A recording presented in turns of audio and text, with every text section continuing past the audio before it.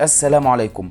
النهارده هنتكلم عن موبايل الاوبو رينو 5 النسخه الفور جي، وهنتكلم عن المواصفات الكامله من حيث المميزات والعيوب وكمان سعر الموبايل. بس يا ريت قبل ما نبدا الفيديو ما تنساش تشترك في القناه وتفعل زر الجرس على الكل علشان يوصلك كل فيديو جديد، ويا ريت دعما منكم لينا ما تنسوش اللايك لان ده بيفرق معانا بشكل كبير. شكرا ليكم.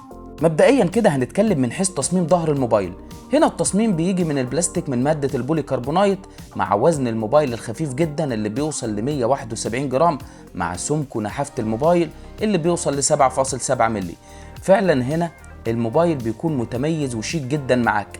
كمان عليه مادة مصنفرة عشان الموبايل ما يبصمش معاك في الظهر، وده بيجي في اللون السيلفر بس مش بيجي في اللون الاسود، يعني اللون الاسود ما بيكونش عليه المادة المصنفرة.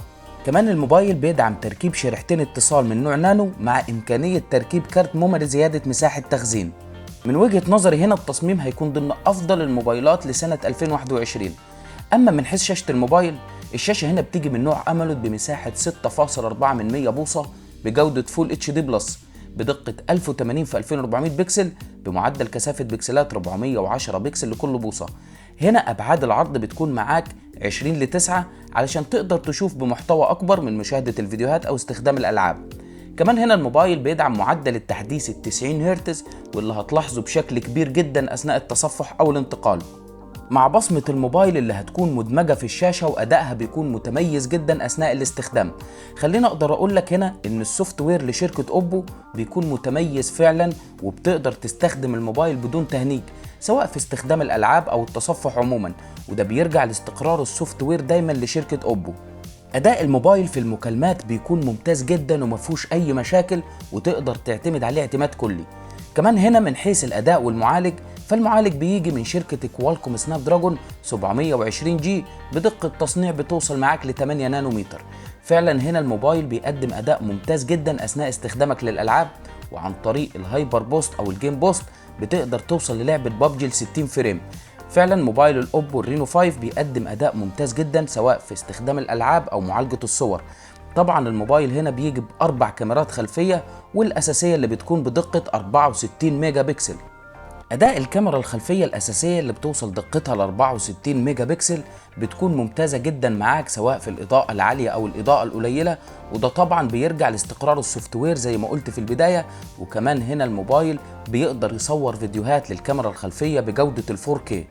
من ناحية التصوير هنا أقدر أقول لك إن الموبايل الأوبو رينو 5 بتقدر تعتمد عليه اعتماد كلي سواء في التصوير أو كموبايل متكامل، وده طبعا زي ما قلت لك استقرار السوفت وير مع أداء الموبايل وكمان المعالج بيكونوا ممتازين جدا، وبتقدر تاخد موبايل متكامل هنا في موبايل الأوبو رينو 5.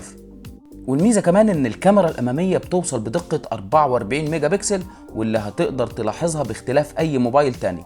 البطارية هنا بتكون 4310 ملي امبير مع دعم الشحن السريع بقوة 50 واط. هنا تقدر تشحن الموبايل من 0% ل 100% في خلال 45 دقيقة. فعلا اداء الموبايل الاوبو رينو 5 بيكون ممتاز جدا، وتقدر تعتمد على الموبايل اعتماد كلي ومش هتحس بتهنيج للموبايل ابدا. خليني اقول لك ان موبايل الاوبو رينو 5 هيكون ضمن افضل الموبايلات لسنة 2021. الموبايل بيجي ب 8 جيجا رام مع مساحة 128، وهسيب لك في الرابط فوق فيديو ازاي توصل الرامات من 8 جيجا رام لغاية 13 جيجا رام، واللي هسيبه لك في الرابط فوق. فعلا موبايل الاوبو رينو 5 النسخة الفور جي هتقدر تعتمد على الموبايل اعتماد كلي من حيث المكالمات وكل شيء. سعر الموبايل بيكون في فئة ال 5400 ل 5300 جنيه. وبكده يبقى وصلنا لنهاية الفيديو. يا ريت لو عجبك الفيديو ما تنساش تشترك في القناة وتفعل زر الجرس على الكل علشان يوصلك كل فيديو جديد. شكرا لكم.